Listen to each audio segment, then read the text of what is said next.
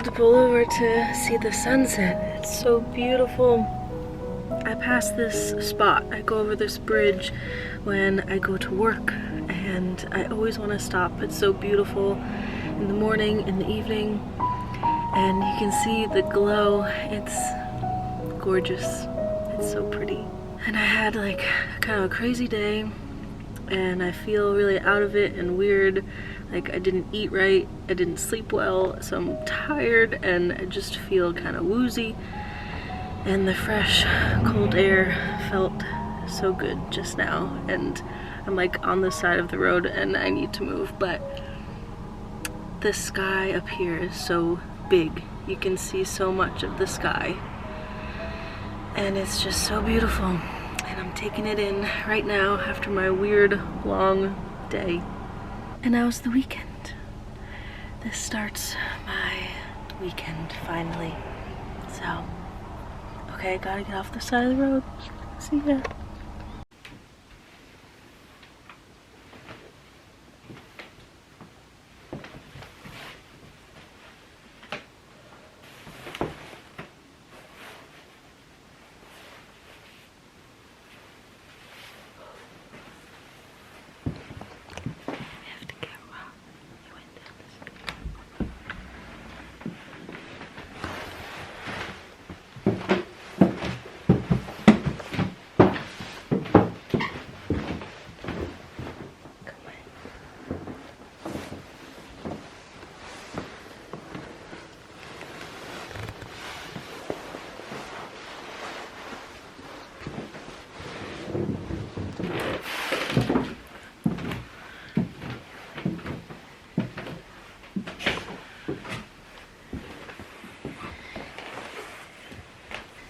To be a little quiet because Chris is sleeping downstairs, though I don't think he can really hear me.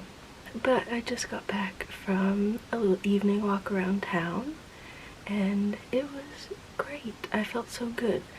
When I was home before, I got back from watching the sunset on my way home from work, and then I just kind of fell into a little slump. Something stupid that happened with the TV got me all like frustrated.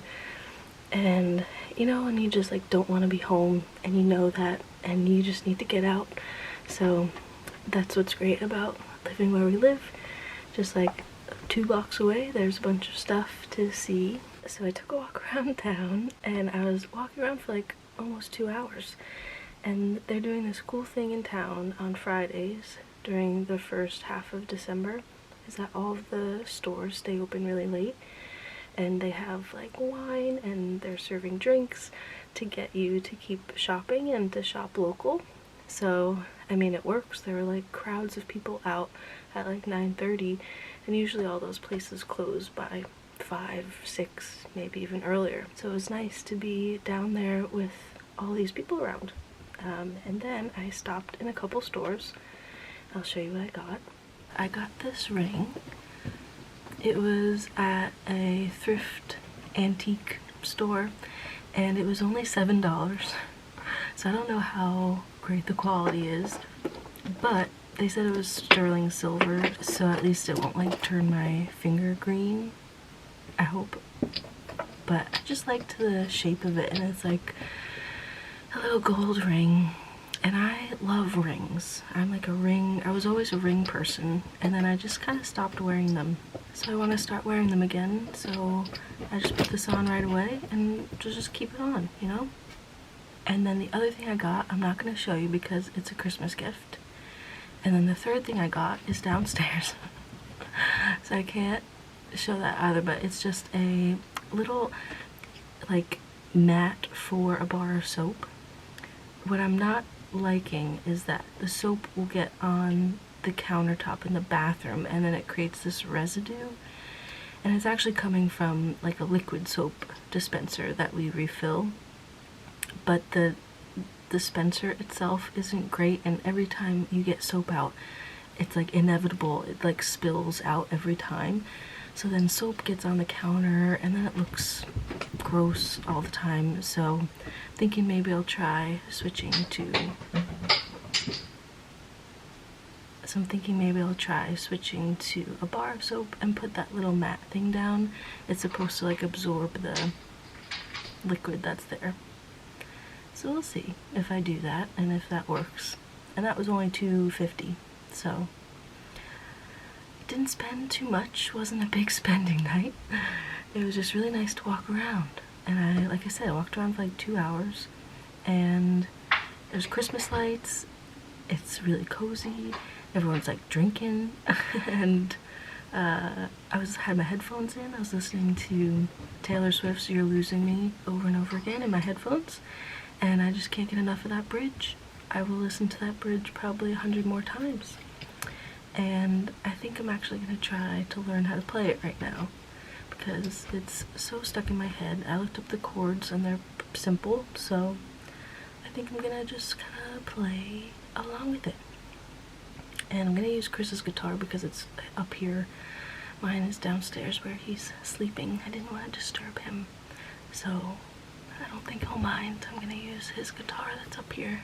This is good. I got to get back into playing more and singing more.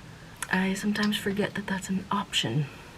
I like go through things that I could do in the evenings or in my free time, and I just don't always gravitate towards that. And I think it's because it requires a lot more of my attention and kind of brain activity than other things.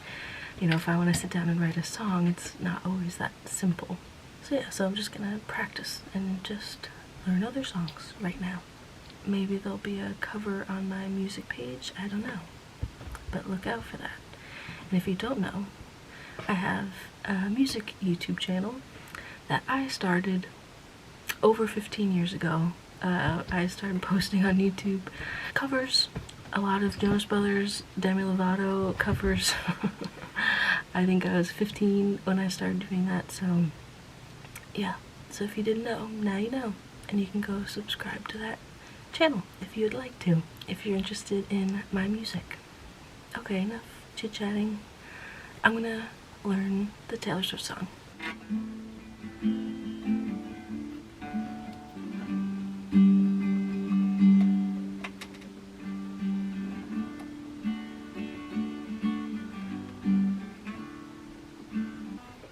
You say I don't understand, wonder if it's time. You're losing me, fighting and only you harm me. Front lines, don't you ignore me. I cannot be your friend, just like I had been when you were chasing me.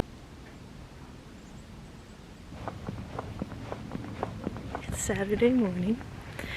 I'm taking a walk by myself on this really beautiful road with marshland all around me. And I'm just remembering how great it is to do stuff on your own sometimes. Like, I feel like the weekends are usually dedicated to me and Chris doing stuff together. You know, a lot of partners have their quality time together on the weekends, which makes a lot of sense, but also sometimes it's good to get out on your own. I feel like it's always the default where we ask what we want to do together, and sometimes, like, I just want to take a walk by myself and collect my thoughts. So this is a nice little change, and the scenery is just absolutely beautiful.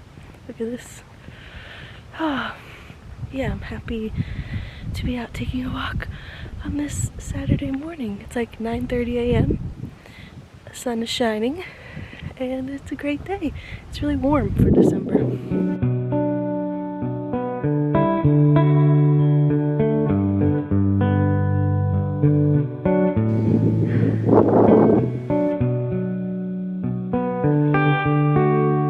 This is the second time I've looked out over a bridge the past day.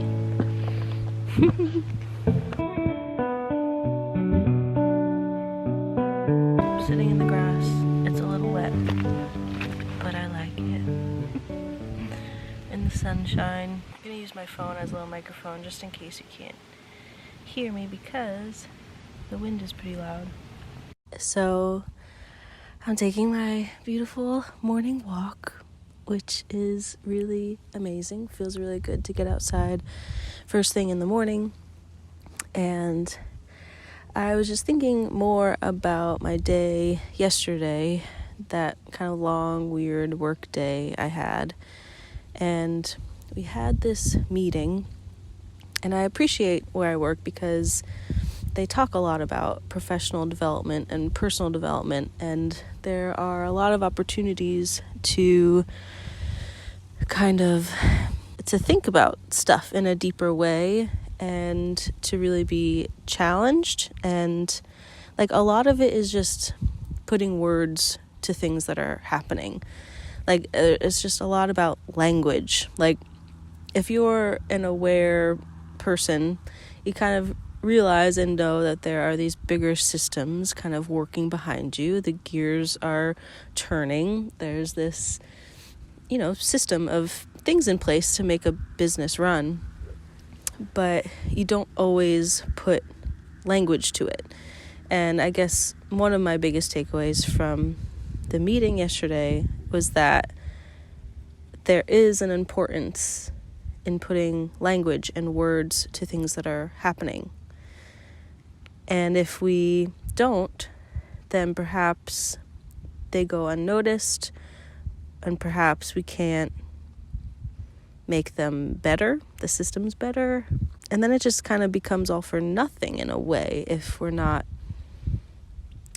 giving attention to it, if we're not giving it a word. So then it becomes something that is real, that we can define, that we can talk about with others clearly, and that we can identify what we really mean. And the definitions of things can be different for everyone. And I think, work aside, in personal life, that is also something that's really important, like especially in interpersonal relationships. Like if your definition of support means something different than your partner, then it's going to look very different, and you might not get the support that you need because your definition of it is different.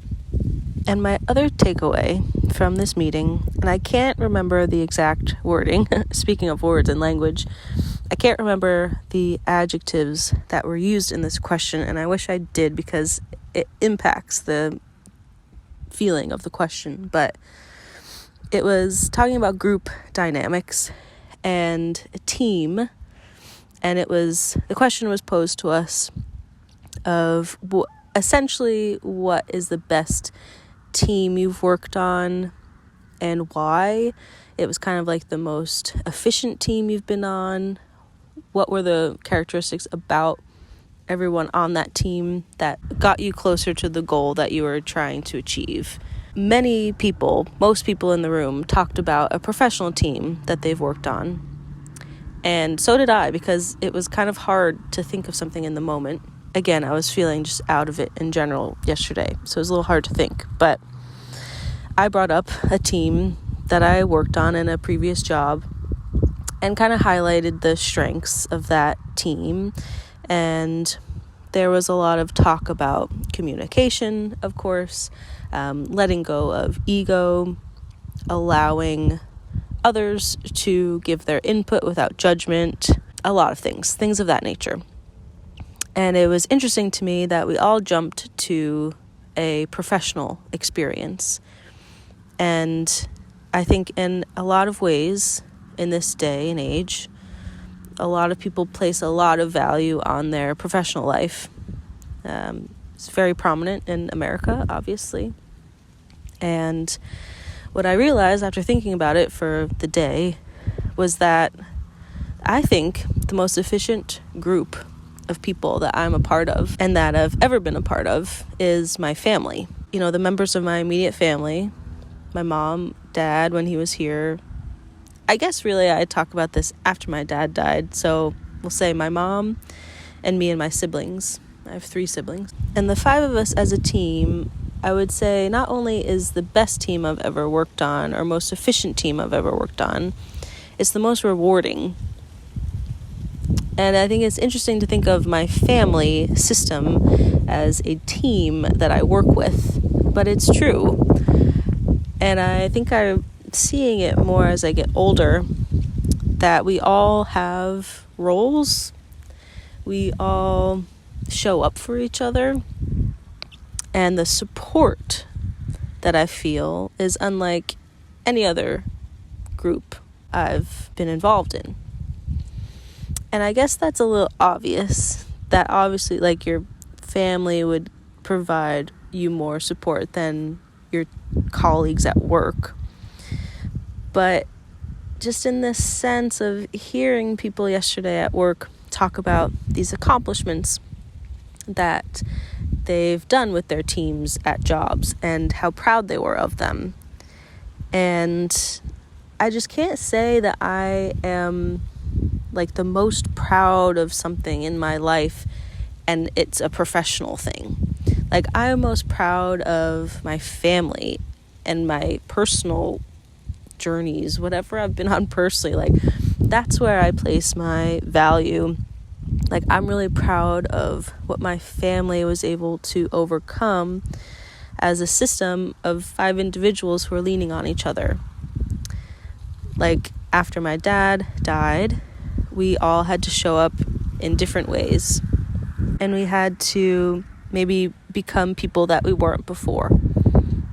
And we had to become incredibly self-aware, but also incredibly empathetic to each other. And that's one of the most things I'm proud of, is how we navigated that trauma and that change in our lives. And I think I could go on and on about this, but I don't want to talk forever about this. So I think I'll leave it at that. Just that I think it's interesting that people jump to being really proud of professional experiences. And I think it's interesting to think about your family as a working system and a group dynamic that you can be proud of. So I don't know, I'm just reflecting on that right now. And I wanted to document this thought I'm having. A little digital journal entry. I'm going to stop talking and I'm going to enjoy my walk a little more. So if you want to have a little journal prompt today, maybe you can think about the most efficient or the most rewarding team you've ever worked on. For me, it's my family. My family